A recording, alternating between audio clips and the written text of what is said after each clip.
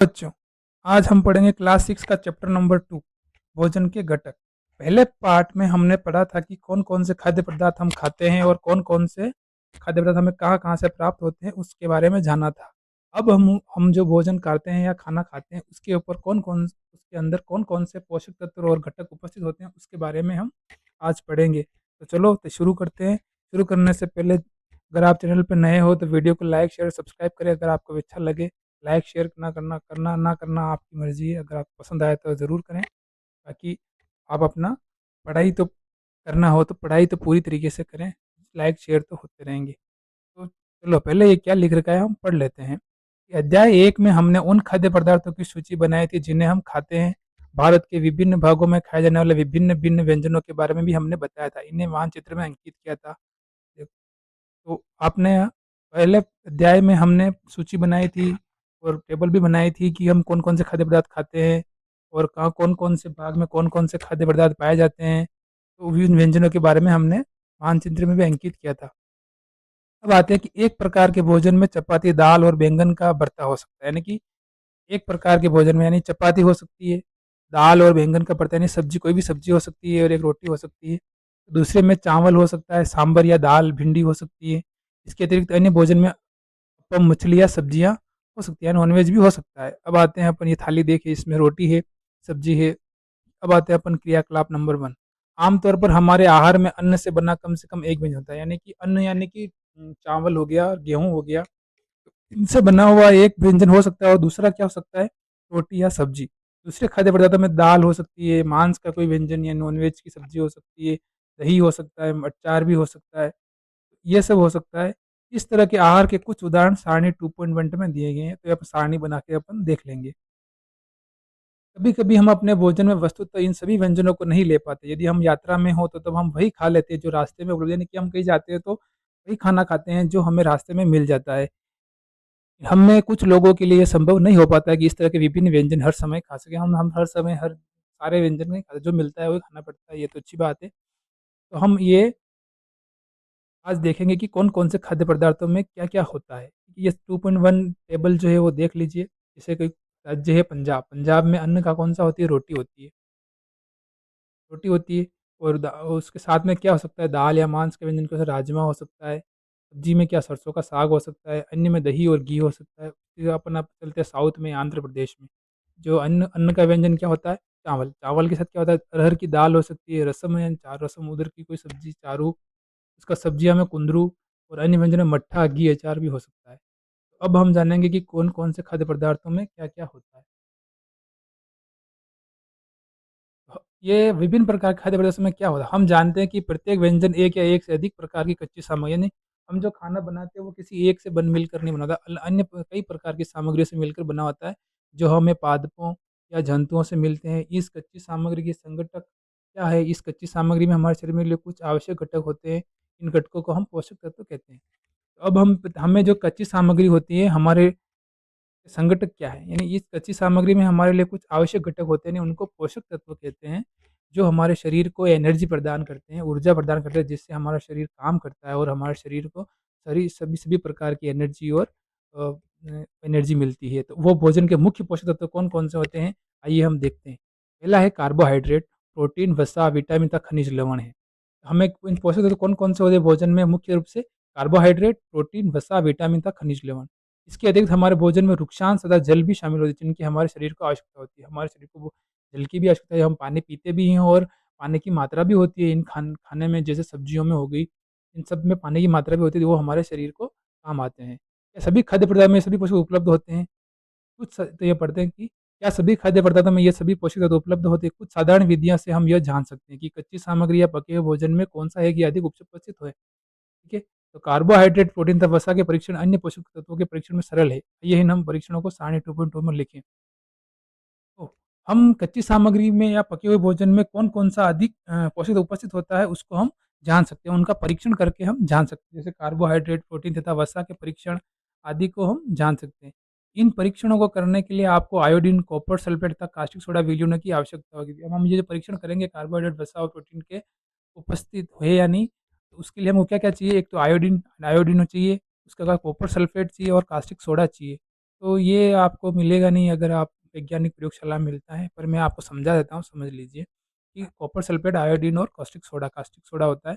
आपको कुछ परख नली होता है, कोई ड्रॉपर की आवश्यकता है। परख नलियाँ टेस्ट ट्यूब होती है और ड्रॉपर ड्रॉपर होता है, उससे अपन बूँद-बूँद पानी डाल सकते हैं, ऐसा ड्रॉपर टाइप होता है, तो उसको ले लेते हैं। इन परीक्षणों से पके हुए भोजन तथा कच्ची सामग्री पर करें। तो किस पे करेंगे अपन? पके हुए भोजन और कच्ची सामग्री पर। इन परीक्षणों से प्राप्त प्रेक्षणों को सारणी 2.2 दर्शा के तरीके से लिख सकते हैं। इस सारणी में कुछ खाद्य पदार्थ दर्शाएँगे, अपना ये परीक्षण इस पर उपलब्ध खाद्य पदार्थ कर सकते हैं। इन परीक्षणों को सावधानी से कीजिए और किसी भी रसायन को खाने या चखने का प्रयास मत कीजिए। ठीक है? तो ये परीक्षण हम करेंगे, ये बता सकते हैं, मैं समझा देता हूँ आपको। आइए विभिन्न पदार्थ खाद्य पदार्थ जाँच करके देखिए कि इसमें कार्बोहाइड्रेट उपस्थित है। कार्बोहाइड्रेट कई प्रकार के होते हैं। हमारे भोजन में पाए जाने वाले मुख्य कार्बोहाइड्रेट मंड तथा शर्करा के रूप में होते हैं। किसके रूप में होते हैं कार्बोहाइड्रेट? शर्करा और मंड के रूप में होते हैं। ये जो दे रखा है कि आयोडीन का तनु विलयन बनाने के लिए जल से आधी बुरी प्रयोग में कुछ बूंदे टिंचर आयोडीन की मिला दीजिए। कॉपर सल्फेट विलयन 100 मिलीलीटर जल में और 2 ग्राम कॉपर सल्फेट घोलने से बन जाता है। 100 मिलीलीटर जल में 10 ग्राम कास्टिक सोडा घोलने में हमें अभिष्ट कास्टिक सोडा विलयन मिल जाएगा। यदि किसी खाद्य पदार्थ में मंड है तो हम इसका आसानी से परीक्षण कर सकते हैं। तो अब पहला है जो है वो मंड के लिए परीक्षण। परीक्षण के लिए खाद्य पदार्थ या कच्ची सामग्री की अल्प मात्रा लीजिए। खाद्य पदार्थ जो भी है आपका, उसकी अपन अल्प मात्रा लेंगे, थोड़ा-सा लेंगे और इसमें तनु आयोडीन विलयन की 2 या 3, आयोडीन विलयन जो होता है उसकी क्या अपन 2 या 3 बूंदें डालेंगे और खाद्य पदार्थ के रंग में होने वाले परिवर्तन देखेंगे। जैसे आटा है, चावल पिसे हुआ चावल है, उसमें अपन डालेंगे, तो हम क्या करेंगे कि तो क्या ये नीला या काला हो गया? अगर ये नीला या काला रंग होता है, तो इसका मतलब क्या है? उसमें मंड मंड की उपस्थिति दर्शाता है, यानी कि मंड प्रेज़ेंट है। जैसे आपने जैसे आलू इन्होंने जब इसको चित्र में दिखाया गया है कि आलू लिखा है, आलू को काट के इसके ऊपर आयोडीन की 2-3 बूंदें डाल ली, ये नीला या अगर काला हो गया, इसका मतलब क्या है? इसमें मंड उपस्थित है। अब आते हैं अपन प्रोटीन के लिए परीक्षण। प्रोटीन के लिए परीक्षण के लिए किसी खाद्य पदार्थ की थोड़ी-सी मात्रा लीजिए, जिस खाद्य पदार्थ का परीक्षण करना है। यदि वह ठोस है तो उसका पेस्ट अथवा चूर्ण बनाने की आवश्यकता होती है। खाद्य पदार्थ की थोड़ी मात्रा को, जैसे दालें हो गई, दालों का अपन पेस्ट बना सकते हैं, जैसे चने की दाल, उड़द की दाल जो भी है। उसके चूर्ण को एक साफ नरम, तो अपन क्या करते हैं, चूर्ण बनाने की आवश्यकता होती है और खाद्य पदार्थ की थोड़ी-सी मात्रा को पीस कर या मसल कर उसके चूर्ण को एक साफ प्रणाली में डाल दें और उसमें 10 बूंद जल जल की डालकर उसे अच्छी तरह से हिलाएँ।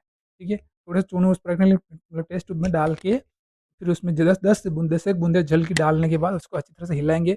अब ड्रॉपर की सहायता से परख नली में 2 बूंद कॉपर सल्फेट का विलयन डालेंगे। किसका विलयन डालेंगे? कॉपर सल्फेट का। और 10 बूंद कास्टिक सोडा का विलयन डालेंगे। अच्छी तरह हिलाकर कुछ मिनट के लिए परख नली को रख दीजिए। आपने क्या देखा?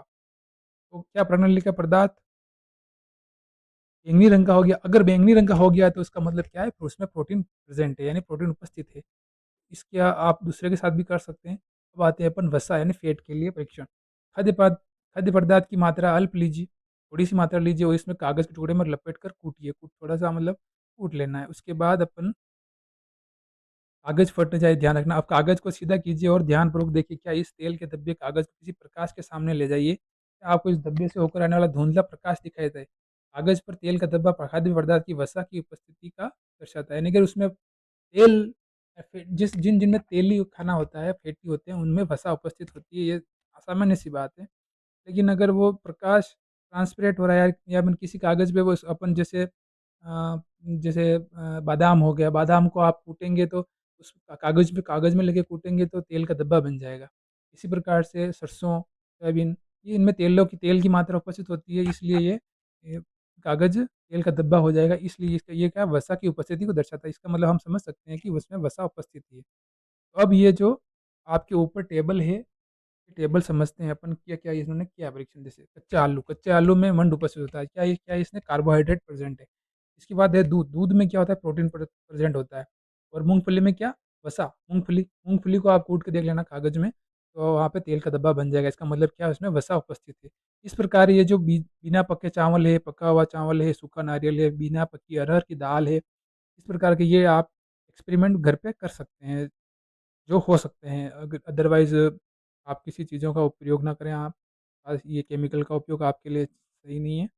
वो ध्यान से करने की और या टीचर की निगरानी में करने की ज़रूरत होती है, इसलिए आप क्या करें। अब अपन यहाँ आते हैं कि ये परीक्षण क्या दर्शाते हैं? क्या वसा, प्रोटीन तथा मंड उन सभी खाद्य पदार्थ उपस्थित थे, जिनका आपने परीक्षण किया, ठीक है? तो हमने जिनका परीक्षण किया उसमें सारे प्रेज़ेंट थे। हमने 3 पोषक तत्व यानी कौन-कौन से? कार्बोहाइड्रेट, प्रोटीन तथा वसा के लिए खाद्य पदार्थों का परीक्षण कर लिया। अब विटामिन तथा खनिज लवण जैसे अन्य पोषक हमारे विभिन्न खाद्य पदार्थों में उपस्थित हैं, इन सभी में क्या आवश्यकता होती है? विटामिन और खनिज लवण प्रेजेंट होते हैं, उनकी भी परीक्षण कर सकते हैं, लेकिन अभी हम यहाँ कर नहीं पाएंगे, ठीक है। अब देखो मैं तुमको विभिन्न पोषक तत्व हमारे लिए क्या करते हैं। देखिए कार्बोहाइड्रेट जो है वो हमारे शरीर को किस प्रकार से ऊर्जा प्रदान करता है उसके बारे में हम जानेंगे। कार्बोहाइड्रेट मुख्य रूप से हमारे शरीर को क्या ऊर्जा प्रदान करते हैं, यानी वसा से भी ऊर्जा मिलती है। वास्तविकता में यहाँ की कार्बोहाइड्रेट की तुलना वसा की समान मात्रा से हमें अधिक ऊर्जा प्राप्त होती है। वसा और कार्बोहाइड्रेट युक्त भोजन को ऊर्जा देने वाला भोजन भी कहते हैं। वसा और जिसमें कार्बोहाइड्रेट प्रेजेंट हो तो उसको हम कौन सा भोजन कहेंगे? ऊर्जा देने वाला भोजन। ठीक है। अब देखो इस चित्र में दिखाया गया कार्बोहाइड्रेट के उत्पादन में हमें कौन कौन से खाद्य पदार्थों से कार्बोहाइड्रेट प्राप्त होता है, जैसे शकरकंद, आलू, गन्ना, पपीता, तरबूज, आम, मक्का, बाजरा, चावल, गेहूं, इन सबसे हमें कार्बोहाइड्रेट प्राप्त होता है। और याद रखिएगा कार्बोहाइड्रेट कौन से रूप में होता है? शर्करा या मंड के रूप में। ठीक है। सेकंड है मूंगफली, गिरी, तेल, इसमें क्या होता है? वसा होता है। बी क्या है? दूध, मछली, घी, दूध, मक्खन, क्रीम, मांस, इसमें क्या हो सकता है? जन ये जो है वसा के कुछ स्रोत है। जो पहला तो है वो पादप, यानी पादप से प्राप्त है, मूंगफली, गिरी, तिल, ठीक है। और दूसरा जंतु है, जंतुओं से प्राप्त होते हैं, वो कौन से हैं? मछली, मांस, इनसे भी हमको वसा प्राप्त होती है। अब आते हैं अपन नेक्स्ट, ये चित्र नंबर ए और बी, ये कौन से प्रोटीन के स्रोत है? जैसे कौन कौन से प्रोटीन? प्रोटीन मुख्य रूप से दालों में, सारी प्रकार की दालों में, जैसे मटर, चना, मूंग, सोयाबीन। जंतुओं से प्राप्त होने वाले इनसे भी हमें दूध से भी दूध से, मांस से, मछली से, ये हम पनीर से भी हमें प्रोटीन प्राप्त होता है। ठीक है। प्रोटीन की आवश्यकता शरीर की वृद्धि तथा स्वस्थ रहने के लिए होती है। प्रोटीन युक्त भोजन को प्राय शरीर वर्धक भोजन कहते हैं। कौन सा कहते हैं अपन? कार्बोहाइड्रेट युक्त भोजन को, कार्बोहाइड्रेट और वसा युक्त भोजन को हम क्या कहते हैं? ऊर्जा युक्त भोजन। और प्रोटीन युक्त भोजन को क्या कहते हैं? हम शरीर वर्धक, यानी हमारे शरीर की वृद्धि और विकास में सहायक होते हैं। विटामिन रोगों से हमारे शरीर की रक्षा करते हैं। विटामिन, और जो विटामिन प्रेजेंट होते हैं पोषक तत्वों के रूप में, वो हमारी क्या करते हैं? शरीर में लगने वाले रोगों से हमारी सुरक्षा करते हैं। विटामिन हमारी आंख, अस्थियां, दांत और मसूड़ों को स्वस्थ रखने में भी सहायता करते हैं। विटामिन कई प्रकार के होते हैं, विटामिन एक टाइप के नहीं होते, बहुत सारे टाइप होते हैं। जैसे ए, बी, सी, डी, ई, के, कौन कौन से होते हैं? कुछ के नाम, जैसे vitamin A, vitamin B, vitamin C, vitamin D, vitamin E तथा विटामिन के नाम से जाना जाता है। विटामिनों के एक समूह को विटामिन बी कॉम्प्लेक्स कहते हैं। क्या कहते हैं अपन? समूह को क्या कहते हैं? B complex. हमारे शरीर को सभी प्रकार के विटामिनों की आवश्यकता होती है। ठीक है। विटामिन ए के स्रोत क्या है? दूध है, तरबूज है, गाजर है। ठीक है। विटामिन बी के स्रोत क्या है? यकृत, ये गेहूँ, चावल है। विटामिन सी के, विटामिन बी के स्रोत ये हो गए, और ये लीवर से भी हमें विटामिन बी प्राप्त होता है। ठीक है। विटामिन सी के स्रोत क्या है? अमरूद है, संतरा, टमाटर, मिर्ची, नींबू, आंवला। और विटामिन डी के कुछ है? मांस, मछली, दूध, मक्खन, ये सारे। तो हमारे शरीर को सभी प्रकार के विटामिनों की अल्प मात्रा की आवश्यकता होती है। यानी विटामिन ए हमारी त्वचा तथा आंखों को, विटामिन जो ए जो है वो क्या करता है? हमारी ए से आंखें, आंखें और त्वचा के लिए काम आता है। विटामिन सी जो है बहुत से रोगों से हमारे लड़ने में हमारी मदद करता है। डी जो है हमारी अस्थियों और दांतों, विटामिन डी यानी दांतों के लिए, डी यानी दांतों के लिए, सीधा याद रख सकते हैं आप। विटामिन डी हमारी अस्थियों और दांतों के लिए। कैल्शियम का उपयोग करना, नहीं, विटामिन डी में कैल्शियम पाया जाता है, इसलिए हमारे शरीर की सहायता करता है। विभिन्न विटामिनों से भरपूर भोजन हमने ऊपर देख लिया इन चित्रों में, ये आप देख सकते हैं आराम से, लेकिन कि इसमें कौन कौन सा विटामिन पाया जाता है। ठीक है। अब आते हैं अपन हमारे शरीर में, तो खनिज लवणों की आवश्यकता अल्प मात्रा में होती है। हमारे शरीर को खनिज लवणों की भी आवश्यकता होती है, लेकिन कम मात्रा में होती है। तो शरीर के उचित विकास तथा अच्छे स्वास्थ्य के लिए प्रत्येक खनिज लवण आवश्यक है। विभिन्न खनिज लवणों के कुछ स्रोत हैं जो अपन 2.10 में दर्शाए गए एक बार देख लेते हैं। जैसे आयोडीन के कुछ स्रोत। आयोडीन जो खनिज लवण है वो किससे प्राप्त होता है हमें? ये देख लीजिए आप, मछली से, ये अदरक से, ये नमक से तो प्राप्त होता ही है। आयोडीन का स्रोत ही ये नमक है। ठीक है। फास्फोरस में दूध, केला, लोहा, आयरन किससे प्राप्त होता है? पालक है, एप्पल है। फिर कैल्शियम, कैल्शियम हमें दूध से और अंडों से प्राप्त होता है। ये सब आपने देखा। अब आप अधिकांश खाद्य पदार्थ में एक से अधिक पोषक तत्व होते हैं। तो ऐसा नहीं है कि एक खाद्य पदार्थ में एक ही पोषक तत्व, मतलब बहुत सारे हो सकते हैं। अपन क्या है, वो मेनली कौन सी प्रेजेंट है वो देख रहे हैं, बाकी सब में सब कुछ पाया जाता है। थोड़ा भी बहुत कुछ भी हो, लेकिन थोड़ा बहुत होता ही होता है। ठीक है। तो फिर भी किसी कच्चे सामान में एक निश्चित पोषक तत्व की मात्रा दूसरे पोषक मात्रा से अधिक हो सकती है। मैं वो वही बोल रहा था आपको कि अधिक हो सकती है। उदाहरणार्थ चावल में कार्बोहाइड्रेट की मात्रा दूसरे पोषकों से अधिक होती है। कार्बोहाइड्रेट से ज़्यादा चावल में होता है, पर दूसरे भी होते हैं, इसका मतलब ये नहीं कि दूसरे नहीं होते हैं। इन पोषकों के अलावा हमारे शरीर को आहारी रेशों तथा जल की भी आवश्यकता होती है। आहारी रेशों की भी या जल की आवश्यकता होती है। आहारी रेशे यानी रुक्षांश के नाम से जाने जाते हैं। हमारे खाने में रुक्षांश की पूर्ति मुख्यतः पादपों उत्पादों से होती है। रुक्षांश के मुख्य स्रोत हैं साबुन, खाद्यान्न, साबुत खाद्यान्न, दाल, आलू, फलें, ताजे फल और सब्जियाँ। रुक्षांश हमारे शरीर को कोई पोषक प्रदान नहीं करते, फिर भी ये हमारे भोजन का आवश्यक अवयव है और इसका आयतन बढ़ा देते हैं। रुक्षांश बिना पचे भोजन को बाहर निकालने में हमारी सहायता करते हैं। जो भोजन हमारा पचता नहीं है उसको बाहर निकालने में रेशे रुक्षांश यानी रेशे होते हैं। ठीक है? अब आते हैं अपन जल भोजन में उपस्थित पोषकों को अवशोषित करने में हमारे शरीर की आवश्यकता करता है। मतलब जल जो है हम खाने के रूप में लेते हैं उसका भी बहुत उपयोग है। वो क्या करता है कि हमारे जो भोजन में उपस्थित पोषक तत्व हैं उनको अवशोषित करने में हम शरीर की सहायता करता है। यह कुछ अपशिष्ट पदार्थों जैसे कि मूत्र तथा पसीने को शरीर से बाहर निकालने में सहायता करता है। जैसे क्या करता है आपसे बताते हैं मूत्र पसीने को शरीर से मूत्र पसीने को बाहर निकालने में सहायता करता है। सामान्यतः हमारे शरीर को जितने जल की आवश्यकता होती है वह हमें उन वस्तुओं से प्राप्त होता है जिन्हें हम द्रव रूप में लेते हैं। जैसे कि जल, दूध तथा चाय यानी हमें हमारे शरीर को जल की आवश्यकता होती है उसमें कौन-कौन से रूप में लेते हैं अपन दूध, जल और चाय। इसके लिए हम जो भोजन पकाते हैं उसमें भी पानी का प्रयोग करते हैं। तो हम बहुत सारे तरीकों से जल का उपयोग करते हैं। अब आते हैं अपन क्रियाकलाप 3। एक टमाटर अथवा नींबू जैसा कोई फल लें, इसे छोटे-छोटे हिस्सों में काट लें, ठीक है? टमाटर या नींबू लिया, काट लिया। तो ऐसा करते समय आपके हाथ गीले होते हैं? हाँ, होते ही हैं, क्योंकि इसमें पानी की मात्रा होती है, ठीक है? अब जब भी आपके घर में किसी फल या सब्ज़ी को काटा छिला जाता है, तब ध्यानपूर्वक उसका निरीक्षण करें। क्या ऐसा करते समय आपको किसी ऐसे ताज़ा फल या सब्ज़ी के बारे में पता चलता है जिसमें पानी की मात्रा नहीं होती? लगभग सभी में होती है, कोई कैसा हो सकता है, मेरे हिसाब से तो ऐसा नहीं है कि सब में होती है। कुछ सीमा तक तो होते ही होते हैं, ठीक है। अब आते हैं अपन संतुलित आहार। संतुलित आहार यानी बैलेंस्ड फूड, यानी हम जो खाना खाते हैं मतलब हम खाना सिर्फ़ खाने के लिए खाते हैं, हमें उनसे सारे पोषक तत्व मिले ऐसा एक संतुलित आहार होना चाहिए, जो हम अपन ऐसा में सबके लिए करना बहुत मुश्किल होता है। फिर भी हम एक संतुलित आहार क्या होता है जो हमारे शरीर को ऊर्जा, एनर्जी और वृद्धि और विकास प्रदान करे तो उसके बारे में हम जानेंगे। सामान्यतः पूरे दिन में जो कुछ भी हम खाते हैं उसे आहार कहते हैं। हमारे शरीर की वृद्धि और अच्छे स्वास्थ्य को बनाए रखने के लिए हमारे आहार में वे सभी पोषक तत्व उचित मात्रा में होने चाहिए। यानी सारे पोषक तत्व उचित मात्रा में होने चाहिए तो उसको हम क्या कहेंगे संतुलित आहार। हमारे आहार में पर्याप्त मात्रा में रुक्षांतक जल भी होना चाहिए, कार्बोहाइड्रेट भी होना चाहिए, प्रोटीन भी होना चाहिए, वसा भी होना चाहिए। इसी प्रकार के आहार को हम संतुलित आहार कहते हैं। इस ठीक है। अब आते हैं आप संतुलित आहार और क्या आप सोचते हैं कि प्रत्येक आयु वर्ग के लोगों को एक ही प्रकार के आहार की आवश्यकता होती है? नहीं, ये अलग है। हर व्यक्ति या हर हर उम्र के लोगों के लिए संतुलित आहार अलग-अलग हो सकता है। ठीक है? तो अब आप ये अब हम आगे नेक्स्ट में ये आपके समझ ये आगे काम करनी है। ठीक है? अब हम सभी जानते हैं पकाने से भोजन का स्वाद बढ़ता है तथा इसे पचाने में आसानी होती है। इसके साथ-साथ हमारे पकाने में कुछ पोषक तत्वों की हानि भी हो सकती है। हम पकाते हैं तो कुछ पोषक तत्वों की हानि की भी हो सकती है। यदि भोजन पकाने में अत्यधिक जल का उपयोग किया जाता है तो बाद में उसे फेंक दिया जाता है तो कई लाभदायक प्रोटीन तथा खनिज लवणों की हानि होती है। पकाने में विटामिन सी आसानी से गर्मी से नष्ट हो जाता है। क्या यह उचित नहीं होगा कि हम अपने आहार में फल और कच्ची सब्जियों को सम्मिलित करें? ठीक है? ये हमें सबका संतुलित आहार के लिए ऊपर ध्यान रखना चाहिए। तो वो हर समय वसा युक्त खाना ही सर्वोत्तम भोजन है। वसा युक्त खाना ही सर्वोत्तम भोजन है। एक कटोरी कार्बोहाइड्रेट युक्त भोजन की अपेक्षा एक कटोरी वसा युक्त भोजन अधिक ऊर्जा देगा। यानी आपको वसा वाला भोजन ज़्यादा करना चाहिए। क्या ऐसा नहीं होता? अतः उससे तली हुई चीज़ें, समोसा, पूरी, मलाई, रबड़ी, पेड़ा आदि प्रचुर वसा युक्त भोजन ही खाया और उसके अलावा कुछ नहीं खाया। क्या आप सोचते हैं कि वो ठीक था? निःसंदेह नहीं। इतना अधिक वसा युक्त भोजन खाना हमारे लिए सही नहीं होता है। है ना? बहुत हानिकारक हो सकता है और मोटापे का कारण बन सकता है।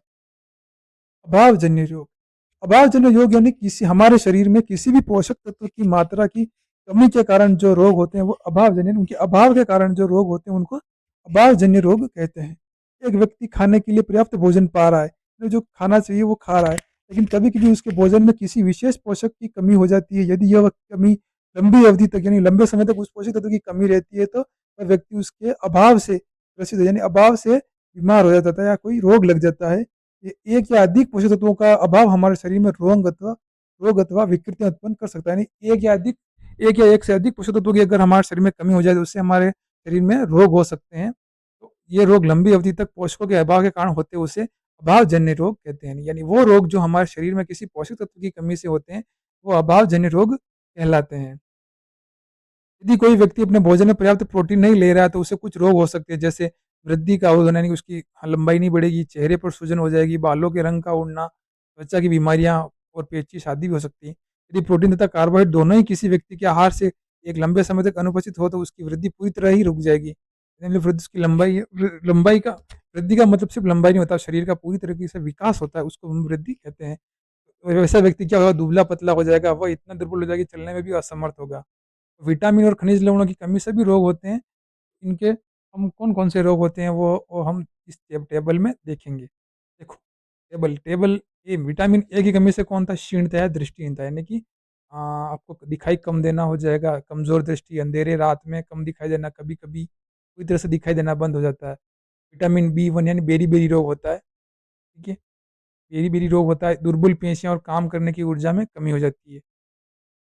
विटामिन सी से स्कर्वी रोग होता है, मसूड़ों में से दाँतों में होता है ये, मसूड़ों से खून निकलने लगता है, घाव भरने में अधिक समय लगता है, मतलब अगर आपको चोट लग जाती है तो उसको उस घाव भरने में किसी के 1 दिन लगता है तो उसके 2-3 दिन लगेंगे। विटामिन डी, यानी विटामिन डी से रिकेट्स रोग होता है, अस्थियों का मुलायम होकर मुड़ जाना, या अस्थियाँ मुलायम हो जाती है और हड्डियाँ जो है वो मुड़ जाती है। कैल्शियम कैल्शियम की कमी से अस्थियाँ और दंत से, यानी कमज़ोर अस्थियाँ और दाँतों का गिरना, गिरना हो जाता है। उसके बाद आयोडीन की कमी से हमको घेंघा रोग हो जाता है, गर्दन की ग्रंथि जो होती है, गर्दन में जो ग्रंथि है वो फूल जाती है और बच्चों में मानसिक विकलांगता आती है। लोहा, आयोडीन, लोहा यानी आयरन की कमी से अर्थात यानी कमज़ोरी हो जाती है और रक्त की कमी हो जाती है, ठीक है? अब हम प्रमुख शब्द आते हैं, क्या-क्या है हमारे पाठ, संतुलित आहार। संतुलित आहार वो होता है जिसमें सारे पोषक तत्व उपस्थित हों, वो होता है संतुलित आहार। बेरी-बेरी रोग किससे होता है? अपन को विटामिन बी से, बेरी-बेरी, बेरी-बेरी। कार्बोहाइड्रेट वो वो ऊर्जा होती है जो हमारे पोषक तत्व होता है, जो हमारे भोजन में उपस्थित होता है। ऊर्जा, ऊर्जा जो हमें सारे पोषक तत्वों से खाने में उपस्थित सारे पोषक तत्वों से मिलती है, उसको हम ऊर्जा कहते हैं। वसा, जो हमारे भोजन में उपस्थित होता है, वसा। खनिज लवण भी भोजन में उपस्थित पोषक तत्व है। पोषक तत्व क्या होता है? जो हमारे शरीर को पोषण प्रदान करते हैं। प्रोटीन ये एक पोषक तत्व है, रुक्षांत भी एक पोषक तत्व है, स्कर्वी ये जो है हम विटामिन सी की कमी से होता है स्कर्वी। मंड जो है वो कार्बोहाइड्रेट का एक प्रकार है। कार्बोहाइड्रेट 2 प्रकार का होता है, मंड और शर्करा के रूप में। विटामिन ये भी एक पोषक तत्व है। ये अब आपका सारांश। तो अब हम इस चैप्टर को यहीं पे ख़त्म करते हैं। वीडियो पसंद आया है तो लाइक, शेयर और सब्सक्राइब करें। आपको इनके क्वेश्चन आंसर चाहिए तो आप मेरे को कमेंट में बताना, मैं आपको क्वेश्चन आंसर भी करवा दूँगा। बस आज के लिए इतना ही, फिर मिलते हैं नए वीडियो में। धन्यवाद।